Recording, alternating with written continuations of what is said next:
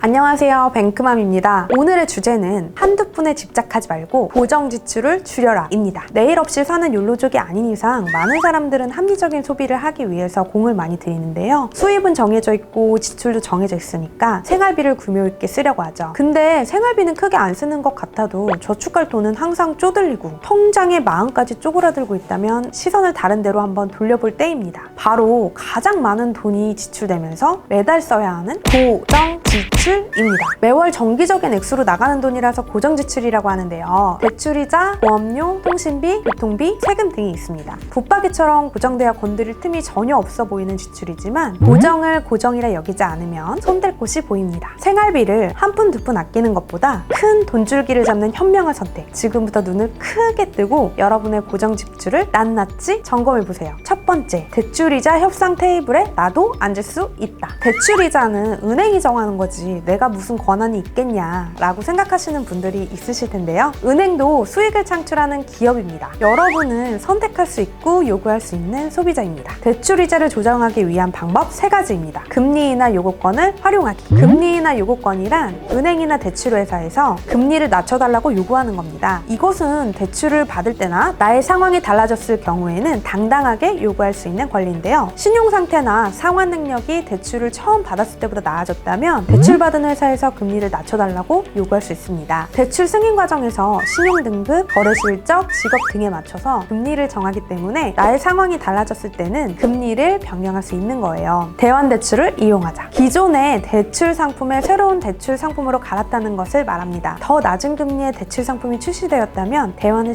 신청해보세요. 은행에서 직접 상담을 받는다면 신용 등급에는 영향을 미치지 않으니까 고려해볼 수 있는 방법입니다. 대출 만기 시에는 반드시 협상하자. 대출이 만기되면 보통 원금의 일부를 상환하고 대출 기간을 연장해가는 방법을 이용하는데요. 이때 무조건 재계약을 하기보다 대출 기간, 상환 방법 등을 꼼꼼하게 따져서 더 좋은 조건의 대출 상품이 있는지 알아보세요. 무조건 주거래 은행만 믿지 마시고 다른 은행의 상품과 비교하면 협상할 때 유리해집니다. 금리는 계속 변합니다. 시장에도 관심을 가지고 대출도 지속적으로 관리함으로써 나에게 유리한 길이 있다는 사실을 꼭 기억하세요. 두 번째, 묻지마 보험은 이제 그만. 내가 들고 있는 보험에 대해 잘 알고 계시나요? 보장 내역, 보험료, 세부 계약 사항을 잘 확인해야 합니다. 특히 이 문제는 지인을 통해 보험을 묻지도 따지지도 않고 가입한 경우에 가장 심각하고 같은 조건의 다른 보험 상품을 비교하지 않고 가입한 경우에 많이 발생하는데요. 먼저 보험 가입 내역 일괄 조회 서비스를 통해서 내가 가입한 전체 보험 상품명, 계약 상태 등 가입 내역을 한 번에 조회해보세요.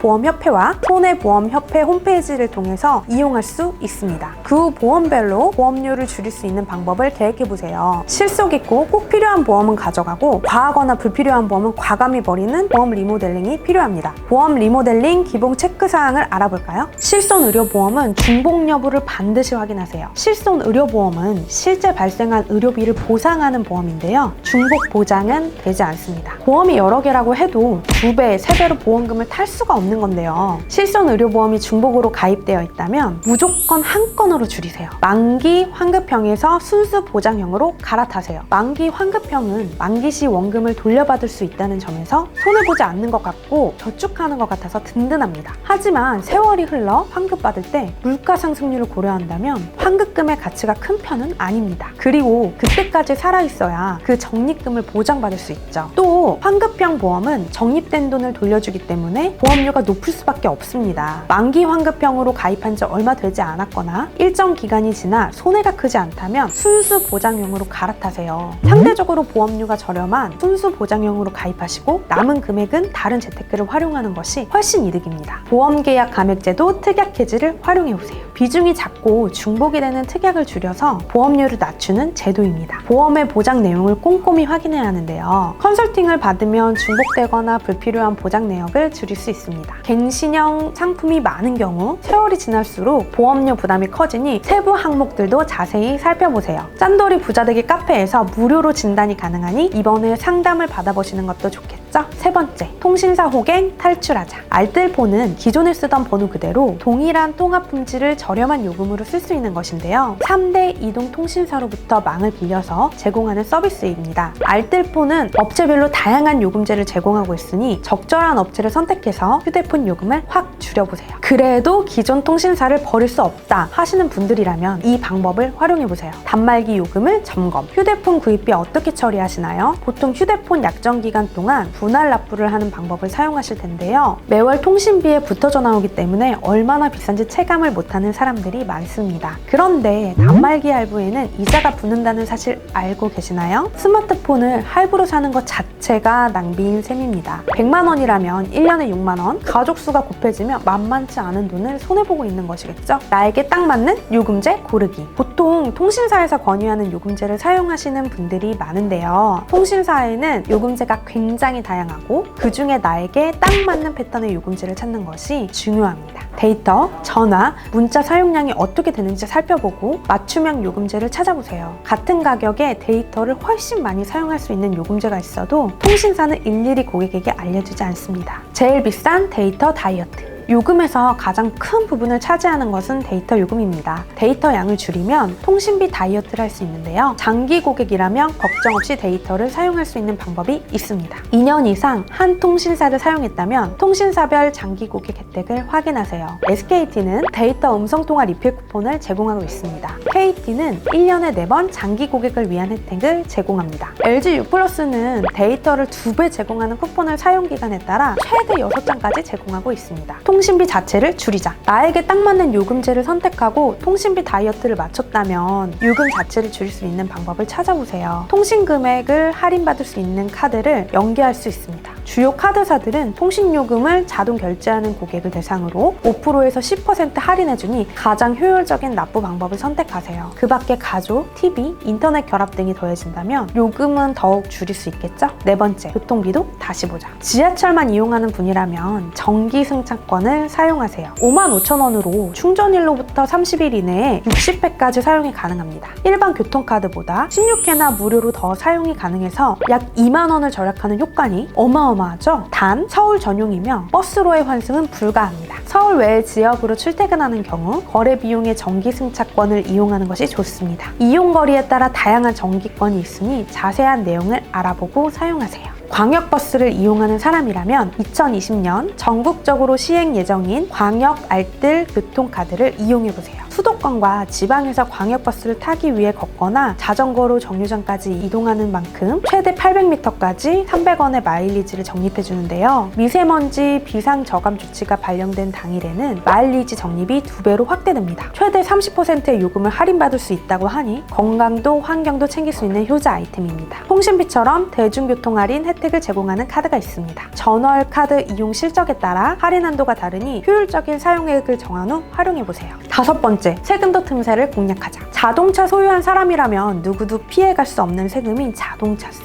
자동차세 연납 제도를 활용하면 세금을 감면받을 수 있습니다. 1월에 납부하면 연세액의 10%, 3월에는 연세액의 7.5%, 6월에는 5%, 9월에는 2.5%를 공제받을 수 있습니다. 만약 연납 후에 자동차를 이전하거나 폐차하면 남은 기간에 해당하는 금액을 환급받을 수 있습니다. 앱테크로 도시가스 요금 줄이자. 서울 도시가스의 가스락 서비스는 광고를 보거나 이벤트 등에 참여할 경우 캐시가 적립되고 이를 사용하여 가스 요금을 할인받을 수 있습니다. 차곡차곡 모은 캐시는 요금에 차감 적용되어 고지서가 발행됩니다. 가족 모두가 가스락 캐시를 적립하면 합산 청구할 수 있는데요. 가스락을 함께 쓰는 가족이 늘어날수록 요금 혜택이 높아지니 대가족은 놓치지 말고 활용해보세요. 집안 예산, 고정 지출 손보는 것은 큰 수술이지만 부분 정교하게 다듬는다면 생활이 훨씬 홀가분해지고 여유가 생기실 거예요. 가장 효과적으로 지출을 정리할 수 있는 방법 꼭 활용해서 뿌듯한 1년 보내세요. 구독과 좋아요, 알림 설정 잊지 마세요.